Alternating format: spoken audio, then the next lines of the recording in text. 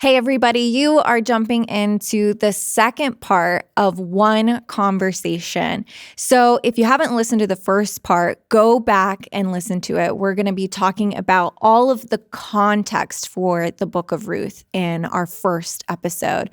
So we're going to give you all the details on the culture, where this story falls in the Old Testament, and some really important information to understanding what's happening in the story. So if you haven't listened to it, go back and check it out. And if you have, here's the second part.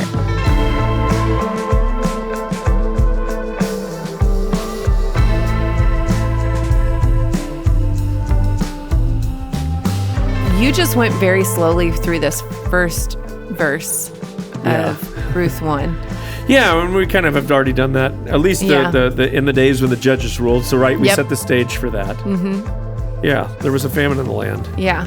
So, and you talked about that this weekend. There was a famine in the land. What's something that would be like comparable? Did you talk about something that would be comparable for us? Like, so... Yes. Yeah, for them to read famine. Again, it was comparable to Judges. So you're just kind of getting the setting in the time of, in the days after 9/11 or, right after Hitler invaded Poland. Yes, or in the middle of 2020 in the pandemic. Like, again, all of this triggers either memories or shared cultural history that we kind of all hold together. Like with Hitler and Poland, though most of us, none of us in this room were alive at that time, we're very aware of what that means. Mm-hmm. And so they would have been aware of what that meant. So that's just, again, and it's a tie back to the book that has just preceded this.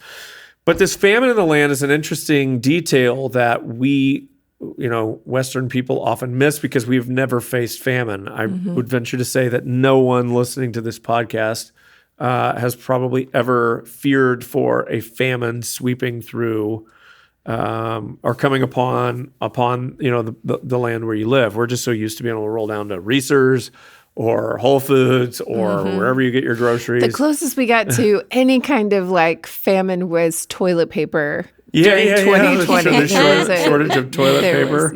True, right. But this is so much. But this is so much more serious. So this is and this is one of the things that came out of misreading Scripture and with Western eyes is just these details are so inconsequential to us that we read right over them and don't even think about it being any kind of possibility. So I'm trying to think if there's anything, a pandemic certainly would be something that at least we have some cultural awareness of the possibility of just like, ooh, this affects all of us. Yes, yeah. This, I would think in a even more life-threatening way, there's a famine. As it turns out, so I'll just sort of back up and explain how I approached this text. So in the days when the judges ruled, there was a famine in the land, and a man of Bethlehem in Judah went to sojourn in the country of Moab, he and his wife and his 2 sons. So that's just verse 1.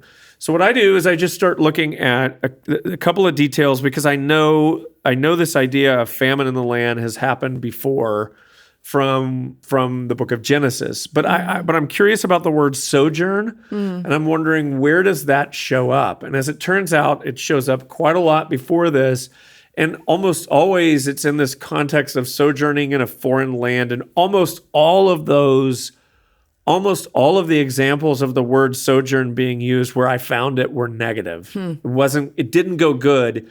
So there was even another example with Abraham that wasn't connected to famine where he's sojourning. It's the second time that Sarah gets taken from him or almost gets taken from him. I think it's with Abimelech, actually, and Gerar, land of the Philistines, wherever. And that's actually in Israel. Gerar is. It was too much to try to get into this weekend. But it's this idea of sojourning in a foreign place, and it doesn't go good. It's not good. And so as I just kept reading sojourn, many of the examples were attached to famine. I took it down the lane of famine and sojourning because that was the most direct examples. But just looking for shared words like that. And if you want to do Bible study and you're looking for like a resource to do this, I just use a website called Step Bible, and it's spelled like stepchild, but Bible, Step, STEP Bible.org.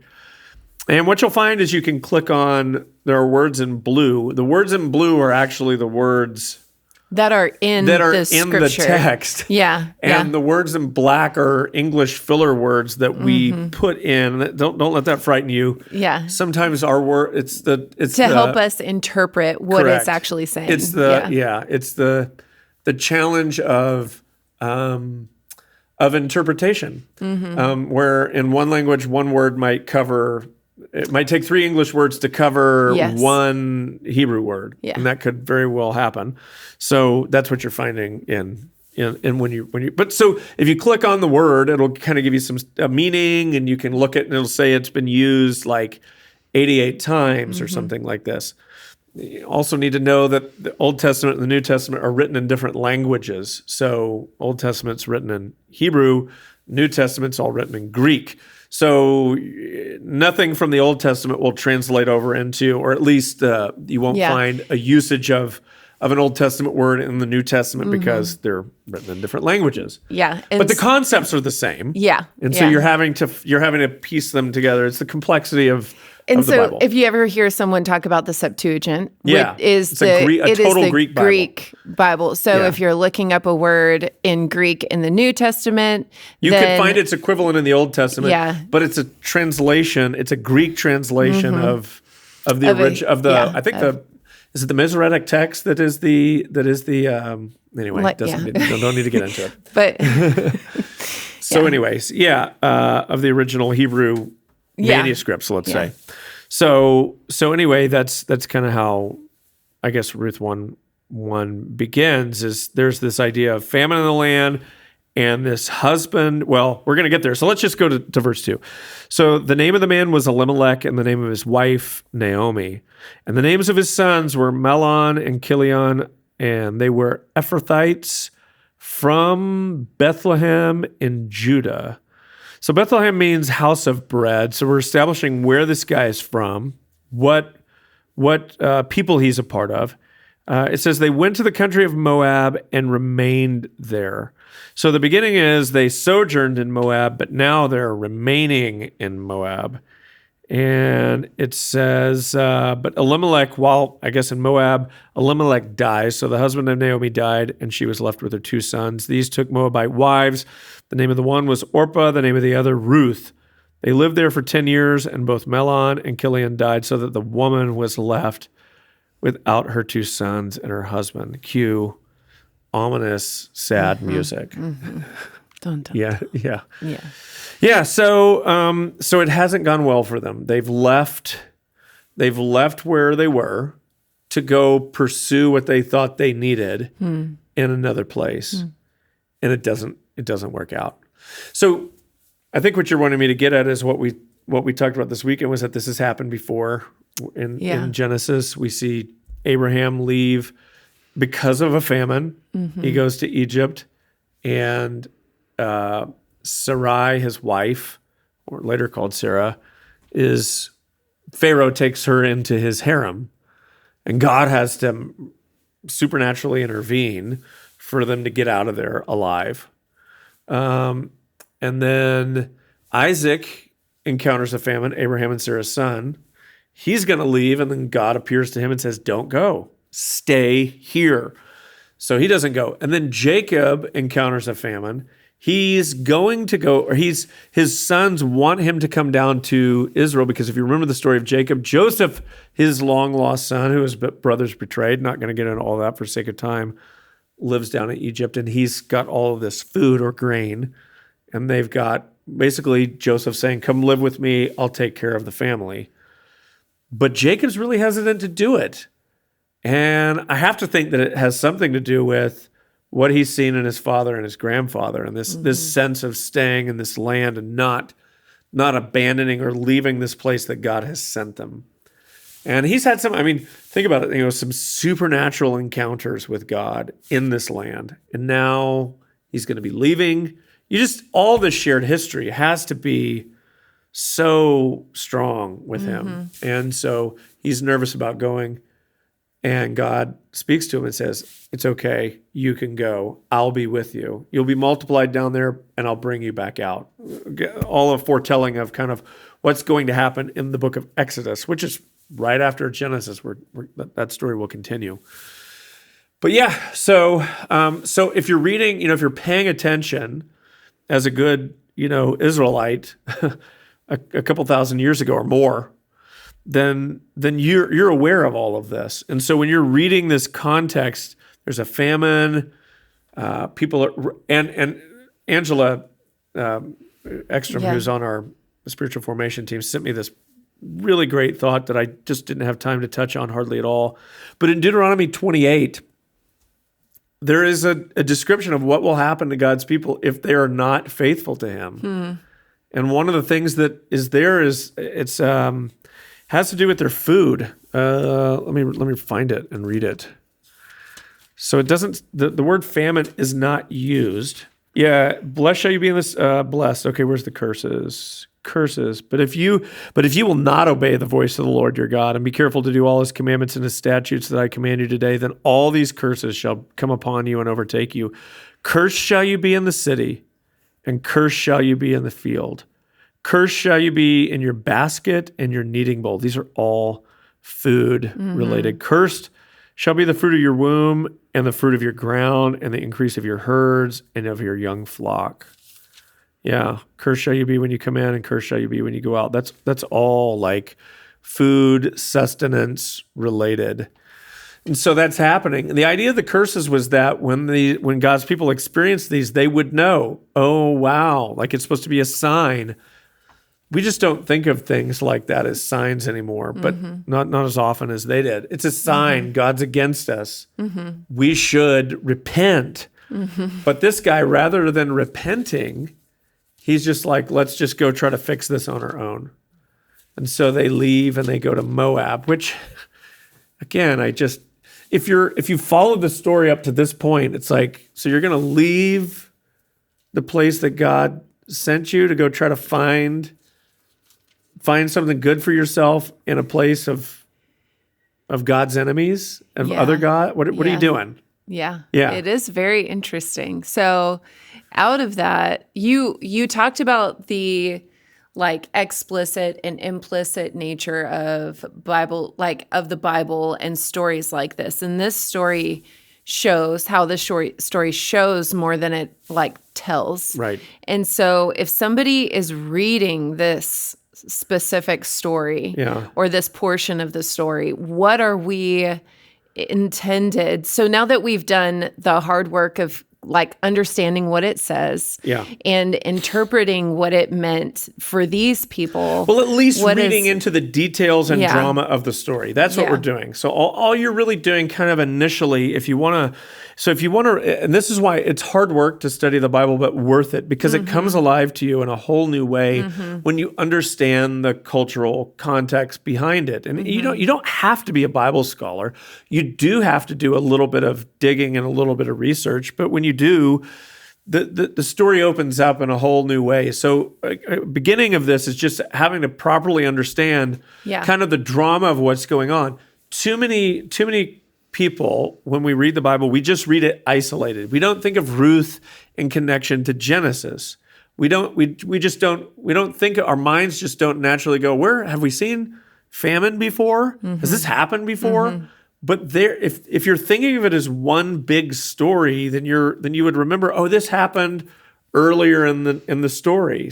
There's something to be learned from this. And so when you start to see it in that way, then you kind of start to see the real drama that's at play, which is God has sent these people to this land, but they're not being faithful to God. And here, rather than repenting and returning to the Lord, they determine, let's just go fix this by ourselves. And they go to Moab, and what happens? Doesn't work out good for them. Now, I think there's a couple of lessons. One, there's this whole lesson of repentance, which we could talk about. I didn't talk really about it this weekend too much. But this returning to the Lord when you've been unfaithful to Him. But the other lesson, I think, is that God puts people in these places. And in this case, and I think it's both Old and New Testament idea, God plants His people in a place. Old Testament concept of this is Israel. These were God's people meant to be a light to the nations. But this was not only their land, but that God was going to work in them and through them in this place. And I think that's important because the way that human beings relate together, and I'm sure there's more to it than just this, but it takes community and proximity, let's say, for a culture to form. So what God doesn't do is just sort of pass out a rule book to each individual and say, okay, you now each have my rules. Go on, do what you want to do. Just keep in mind what I've asked you to do. No need for you guys all to be together. But he seems to really want them together. This community. And it's actually, I mean, it's remarkable. It's almost, you could call it miraculous. The fact that community of people, I mean, who else do you know from 3,000 to 5,000 years ago, like people group on the planet is still... That we're talking about their story. Yeah, but they're still a people today. Yes, yeah. It's really remarkable that through all of the crazy of the earth, like of the rise and fall of empires and this and that, this one people group just kind of, they don't go away. They stay. I think it's because, remarkable. So like some people would say, and I would agree, that it's because they have such a strong group identity. Right. And so it's not about individualistic kind of identity, but it is about like who we are together is what creates the power, like the staying power of this. And that doesn't happen, do you agree, without a place? I would agree, yeah, because you're saying proximity, because you have to be in a space where you can actually interact with one another. Correct. And that in itself is forming. It has the power to, form us into a specific kind of people. Even without, I mean, even land has that potential or power, right? Like you can go to different parts of the country and given different weather, different, certainly climate has something to do with it, but also topography, whether or not you have mountains, dictates the attitudes, the behaviors, the ways of life, the patterns of which that community, what shapes that community. So like Tulsa, we tend to take summer vacations because of school. That's part of a kind of a cultural pattern. But then there are other parts of, like I have pastor friends in different parts of the world where, like if you live in a particularly beautiful area or an area that has like a national park or mountains or ocean right beside it, like weekend time for people is really, really like that's their time to. So like you're as a church, you're vying for the same space that the beach wants to hold, or that riding a mountain bike up in the mountains wants to hold. Tulsa doesn't have quite that. A little bit, with the lake, but not to the same degree, right? That you might have, like say if you're pastoring in Colorado Springs or Denver or out in the California area. Point being, just the topography of a place even shapes the kind of people that are there. Yeah. And so my point is that God forms this people together in a place. That's Old Testament, that's Israel. New Testament, it's the church, and it's less about a specific geographical place, but still about a closeness of proximity. What you get in, say, the book of Acts, when it talks about them holding all things in common, this kind of shared, deeply connected, interdependent community that the original church is what is I would say is the place that God was forming people. And I think that's still true. So I think a church is more than just what would I say, like a stage and a platform and a sound system to broadcast, right? We're more than just like a TV station or radio station or YouTube channel. Yeah, you're talking about the building itself. I guess what I'm talking about is the mechanism of the church, right? Yes. If you think of the church as simply a facilitator of like Bible messages that just like a megaphone that just blast out to people. You sit here, I blast out the word of God to you, on a weekly basis, or even like through a podcast like this. I mean, there's an element of that would be the prophetic element of the church, you could say, but it is not the totality or even maybe the most defining characteristic of who we are, what we're called to be we are first and foremost a congregation, which is what the word means, an interdependent group of people following Jesus together. Yeah. And so in that scenario, let's just take Church on the Move, for example, in that scenario, but it would be true of lots of other churches, that when a family, I'll call it, puts down roots within a congregation, you are now shaped by that interdependent network of relationships.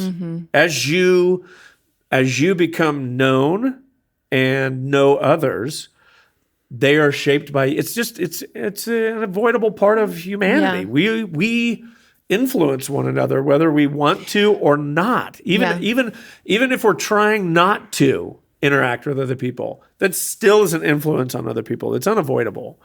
When you're just in proximity to each other, you're going to influence one another. Yeah, that's absolutely true. I think also there's other places within our culture where people find that sense of belonging. So absolutely, and it is different now because there's like niche things that you can be involved in. Right. I'm thinking of one of my friends who she went to church for years, but then she never had a sense of family until she started rock climbing. And so it was the common, like there was a place where they gathered. This is like around, a church group or no, totally just like okay. it is around this practice of climbing. Yeah. They all love to climb. And so because they all love to climb, they gather together. They might come in wearing different clothes or talking different ways, but as they spend more and more time together, they begin to have a common language. Well, I promise you, and they're going to become like one another. It just will happen. They absolutely You'll become like one another. Yes. It will become more, in some interesting way, homogenous. Yeah. And so I'm thinking of Matthew 16, where Jesus tells Peter says, "You are the Messiah." Yeah. And Jesus says, "On this rock, I'm going to build my church." And people have different interpretations of what that could mean. I tend to lean towards on the revelation that I am the Messiah. I'm going to build my church. So it's the defining, what you're saying is the unifying yes. Idea that binds us all together. For the people of God. Yeah, that's true. Is that Jesus is the Christ. Right. And so we all gather around that reality. But that word church in that passage is ecclesia, which means the gathering. So I'm going to build this gathering around who I am. And I think what is really beautiful about Church on the Move is that we do that's our intention every time we gather is to put Jesus at the center, to put the reality that he is the Messiah at the center of our gatherings. And because we do that, it forms us as a people. Yeah. And so I think that leads to because that is the root of this idea, what happens when you talked this weekend about why would people leave that? Yeah. Well, there's lots of different reasons, right? I mean, in Elimelech's, it could just be a function of, in this case, there's a famine, right? It's not like this is, no small thing. There are hard things happening. That's right. Yeah. And so I think we don't want to, we should give Elimelech a little bit of credit. Yeah, we don't want to downplay the reality that life and death are kind of on the line here exactly, for him. Yeah, exactly. And so they're leaving for what could arguably be good reasons. I think what's, so hang on a second. I lost my train of thought. Well, so I think what immediately comes to mind for me is when people go through really, really hard times, like a cancer diagnosis or the death of a child, and they would experience that temptation to pull away from the community and to go. There's pain involved there for them. And so I don't think that it's a one-to-one correlation necessarily, but I am often surprised, or trouble in a marriage.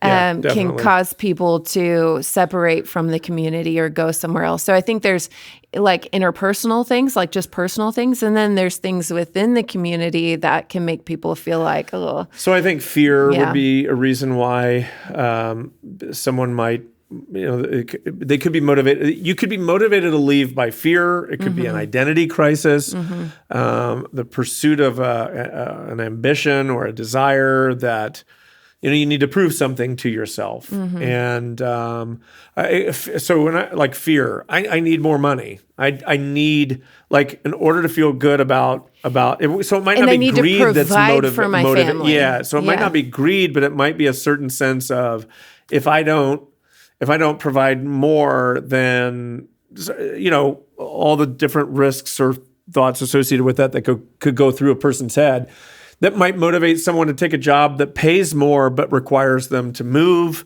requires them to work an ungodly amount of hours, whatever. There's a lot of different reasons or a lot of different things that could go wrong there.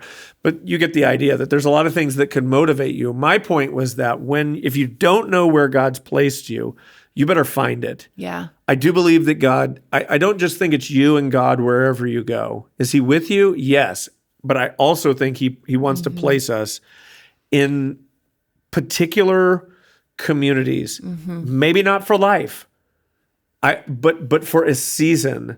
And I think we probably all have stories. I know in your story, my story, I've been here for my whole life, pretty much.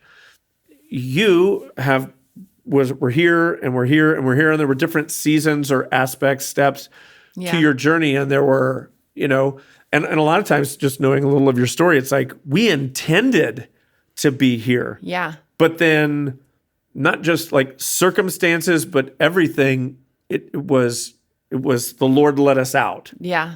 And so, talk about it for a second. And I think that I definitely, because I was thinking about this, because I think there wasn't always the intention, like, we want to stay. We didn't want to be. Yeah. We had seen people kind of like float around and kind of treat church as like, oh, well, I could go to this one or I could go to this one.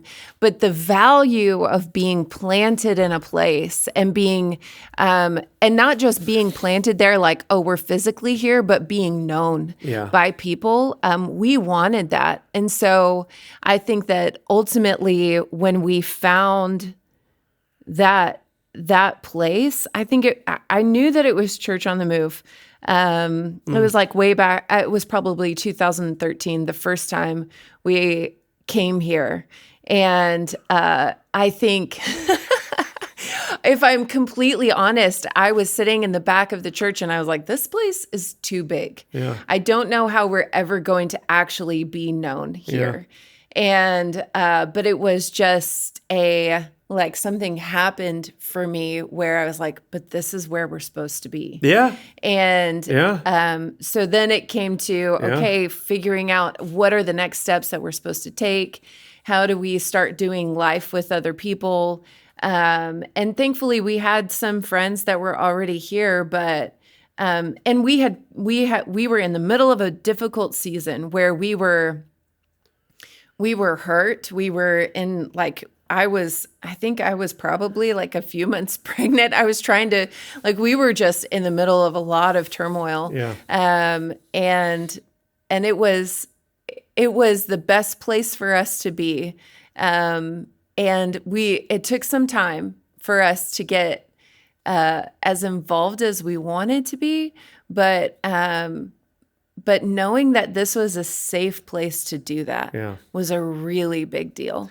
Yeah. Well, I mean, and it's not always about, we showed up and it all just unfolded. I mean, it's usually a journey.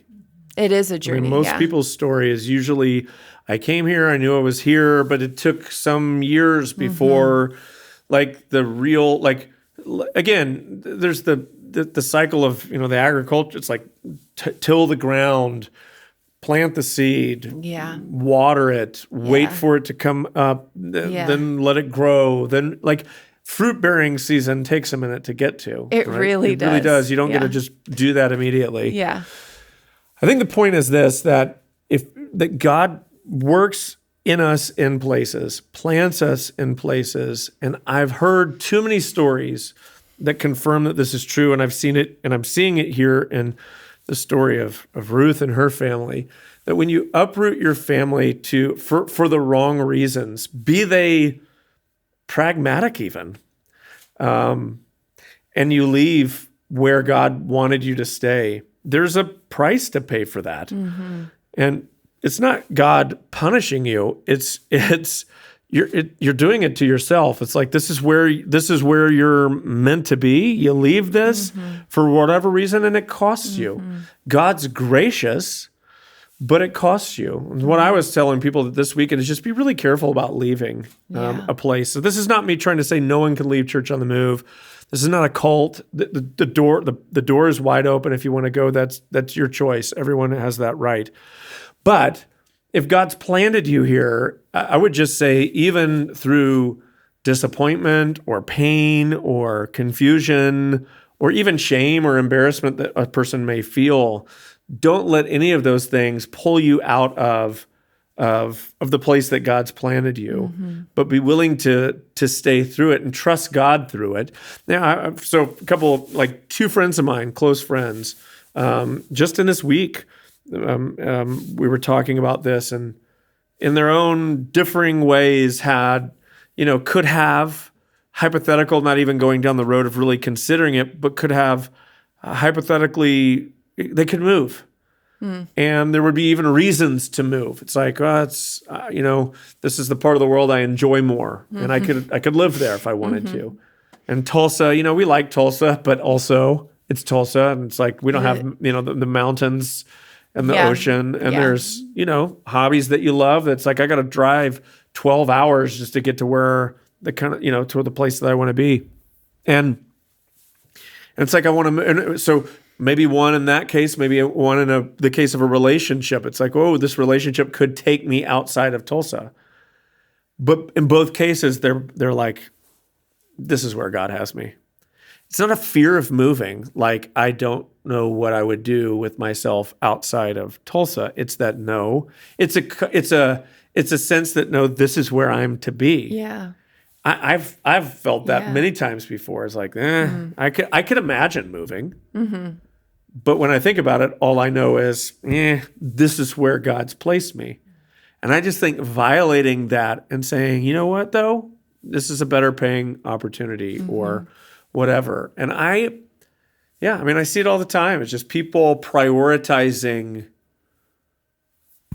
career, money, opportunity at the expense of, but where has God, I can find a church there. Maybe, and you can. Yeah. But it's not that simple. I think God places us and sends us to places. So are you convinced that that's where God is sending you? Or is it just like, there's an opportunity there. We'll figure it out. You're not your own.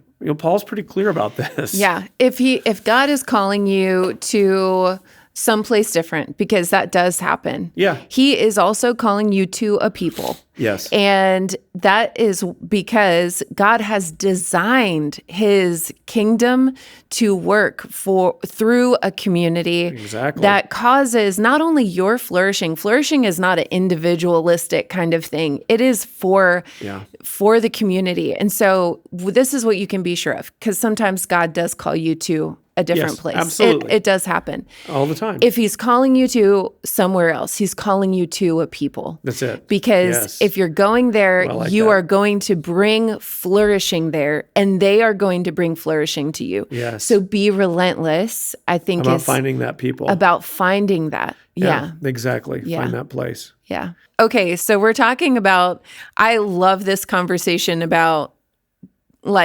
staying or going and what all of that looks like. There are very real consequences for Naomi specifically in this story. Yeah. But there is a very unexpected kind of solution that God brings about or just a very specific way that God shows his faithfulness to Naomi. So I want to talk a little bit now about Ruth. Okay. Yeah. So in the story, Naomi, her sons have died. And she is like, hey guys, you just should go back to your houses because your home. A lot of times that's going to bring shame upon them in some way, form or fashion. But she's like, it's going to take a long time. Like, even if I find another husband and I have a baby, like this is kind of hyperbolic. Like, but also this also tells you cultural thinking. Yeah. Got to find another husband. Yeah. Would need to have another baby, and that baby would be one of your husbands. Yeah. If you think about That's the story wild when you of think about it. Tamar, that really weird story in Genesis, it's where like I get first rights. Yeah, here. so she marries one son, he dies, marries the next son, he dies. Yeah. And then Judah's like, just wait till my other son gets old enough. And probably because he would think this woman is a curse. Yeah. Yeah. And so, he holds out on her. He holds out his third son. I mean, you have to, again, if so much of the world is sort of this enchanted and place where there's supernatural meaning behind what we would think of as everyday events, then there's something to be learned from this. That's exactly what happens with Naomi. I'm cursed. Yeah. God's against me. Yeah, totally. He's and against she me. would have every reason to think so. Yeah. Well, I mean, the evidence is really clear. Her husband and her sons are dead. Yeah. Anyway. So I think that Ruth is a picture for us of a couple of things, and you talked about them this weekend. So you talked about her. What does Ruth do in response to Naomi saying, hey, go back? Right. So she clings to Ruth. Like she full on commits to her, like what you would expect in a marriage. So there's this, the verses are, I think, in verse 16, but Ruth said, do not urge me to leave you. So Naomi said, basically, like, get out of here. Mm-hmm. We've seen this in movies where it's like the dog. Yeah. Is it White Fang or there's leave, go on, boy, get out of here. And it's like and a dog won't. He's crying. Don't leave, but it's better for you if you go. Exactly. Yeah. And so Orpah, the other daughter-in-law, has left. Yeah. But Ruth is just like, I'm with you. Yeah. So Ruth says, don't urge me to leave you or to return from following you. For where you go, I will go. And where you lodge, I will lodge. Your people shall be my people, and your God my God. Where you die, I will die, and there I will be buried. May the Lord do so to me and more, if anything but death parts me from you. Fascinating. It's so much like a marriage in that she's left her people. Yeah. Like a man shall leave his father and mother, and there's this idea of like leaving behind where you've come from, and she even talks about leaving. Like I'm choosing your God, but also your people, whatever that means. So whatever your prospects are, they're now my prospects. Yeah. I've taken your situation as my situation. There's such a beautiful gospel picture in this. It's the complete, like, I am attaching myself to you so completely that all of the hopelessness that you're feeling is now, like, I now have that with you. You're not alone in this, but I'm with you. So it is a love story, but it's really a love story of Ruth loving, not romantically, sacrificially loving Naomi, and for reasons that we really don't know. It doesn't ever give her motive. It doesn't say this is why.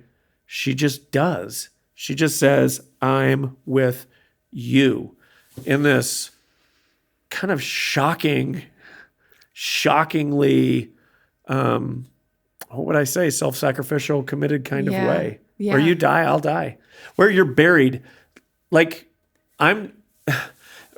you're like, you come, like, it's just amazing. When even for us, we bury husbands and wives buried beside one another. It's like, so even in death, I'm joined to you. That's what she's saying. Yeah. Which is kind of an interesting picture for like what you do in those tragic moments, or like she also lost her husband. She's living in this crazy climate as now a single woman, no protection. And she's like, I'm committed to you. This is where I'm at. these were the people I'm with, and I'm sticking with you. Mm-hmm. So yeah, it's interesting, Lindsay, because there is, and we're not going to get into it this week, but maybe Chris and I will talk about it next week, because Chris is speaking next weekend. But Ruth approaches this whole thing way differently than Naomi does. Naomi's just like, Naomi's just like, I got nothing. She is just at the very bottom. She tells the girls, call me bitter. Yeah, exactly. Yeah. Call me bitter. Yeah. That's my name now. Yeah. Those people are not very much fun. Yeah. Sorry, I'm not, like, if you're just going to be sad all the time, it's hard to stick with somebody. And I know you'll talk about this maybe next week, but just like that idea of like, I don't want to be around you. You're depressing. But so Ruth is approaching this with this. Ruth is like this. So this is where I got the image of the dog Doug from Up. Yeah. Because not only does he attach himself to Carl, and it's really interesting because Carl here's a guy he's also stuck bitter in his grief, and bitter at the world, and Doug and Russell, actually both of them, the characters in this movie, sort of attach themselves to this old man. He is bitter, and they stick with him even when he tries to say, get on out of here. And leave. Even when he's miserable to be around, the both of them just end up staying. Some of it's childish naivete. Maybe that's what's happening here. I do see that with Ruth, this kind of sincerity that just like, she just doesn't know any better, or is just like, I don't know. Yeah, there's so many things that could be going on back on in this. Like, she might not have anything to go back to. She might know that her family is going to shame her if she returns. Like, there's so many like kind of possibilities, I think. But it feels more than that to me. In other words, it's not fear that's driving. It can't, because there's such a positive other, like, where you die, I will die. I mean, she has completely, like, there is this crazy, like, so there's the negative side, like, I don't want to be alone. Yeah. But the motivation to so commit yourself to someone is also really remarkable. It doesn't feel selfish to me. Yeah. In other words, her words to Naomi don't feel self-serving. Do you see what I'm saying? Absolutely agree. They feel self-sacrificial, not self-serving. Which what I think is so interesting, because you can look at this from two different angles, and I think you mentioned both sides of this weekend. But this idea that she is imaging God in this moment really beautifully. And she's a Moabite. So God shows up in this story. That's I mean, great. it is so bizarre that Ruth is the picture of Hesed, God's character and nature. Yeah. Right. And she's not supposed to be this way. Right. Because she's not a part of the people of God. And there's like this formational element to their culture, but God is, I mean, this is so incredible. It's really cool. It is really cool, because now she's in the lineage of David. She's in the lineage, like she's in the lineage of Jesus, and for good reason. But what I love is that you're getting to see, it's like, I want to know what God is like. Mm-hmm. Here he is. Mm-hmm. Here he is. Mm-hmm. See him in this Moabite woman. Mm-hmm. That's pretty cool. It is so upside down. We get his nature. Mm-hmm. And really, there's nothing about Ruth that's like, there's nothing said about Ruth in this book that's like casts any shadow on her whatsoever. Yeah. It's just, she's kind of the one. Well, but like, there's a few characters, her and Boaz both, but like, they like the way they're portrayed, I just think it's meant to be a picture of God's faithfulness to Israel, even when they were unfaithful and had gotten what they deserved, but yet God still brought redemption, even begrudgingly. Like, Naomi is sort of a begrudging character in this whole drama, as Ruth is the one that's sort of working. like the aggressor in the whole situation, the one taking initiative, if you will. Yeah. You will see that as we get deeper into the story. Yeah. But she's the one kind of working it out as Naomi sort of drug along. And yet Naomi is the one that really, Ruth reaps the reward as well, but Naomi is the one that is like, ultimately benefits. I mean, if we go, if you go to the very end, it says, then the woman said to Naomi, blessed be the Lord. This is Ruth 4. Mm-hmm. So this is the end of the story. Sorry, spoiler alert. But let me just start at verse 13. So Boaz took Ruth, and she became his wife. And he went into her, and the Lord gave her conception, and she bore a son. Then the women said to who? Naomi. They didn't say to Ruth. They said to Naomi, blessed be the Lord who has not left you this day without a redeemer, and may his name be renowned in Israel. He shall be to you a restorer of life and a nourisher of your old age, for your daughter-in-law who loves you. Oh, I love that. Who is more to you than 7 sons, has given birth to him. Then Naomi took the child in her lap, or took the child and laid him on her lap, and became his nurse. And this is what I love. And the women from the neighborhood gave him a name. A son has been born to Naomi, not to Ruth, but to Naomi, right? So it's like, that's the cool thing, is that God's redemptive love is ultimately, we're the ones that reap the reward. Yeah. That's the beautiful part of this story. It's remarkable. And God redeems Naomi's story through other people. Yeah. So to abandon them or to send them away that's how he brought That's right. completion to her story, was through others and their commitment, their loyalty. That is, It's a cool all story. the more to stick with the places you're planted, the Yeah, people no you're with. Yeah. It's really good. So anyway, I keep thinking about Up, and I keep thinking about There's a lot of metaphors. It really does kind of tie back, how doesn't he it? is softened in that moment, and how you begin to see him fight. And I just think that is a really cool picture of the transforming power of Hesed. Yeah. Someone who is deeply Committed committed to your good. I wish I would end this something like that this weekend. How that I needed more time. brings out something in you. It accesses something in us that we are not able to access on our own. And Or when we can't, when we're in it, like Naomi's in, like all Naomi can see is grief and bitterness and loss and emptiness. And when you're there, it does take someone to kind of love you out of that. Yeah. Yeah. And that's what Hesed is. Yeah. It's this, God loves us out of our stuck places. And he doesn't just do it like when you're alone in a house or like, sitting in the dark corner of a room and you're really sad. God moves towards you, like Lindsay was saying, through other people. Yeah. All the time. And he's always moving towards us, but we don't often see that. So anything else you want to add before we end?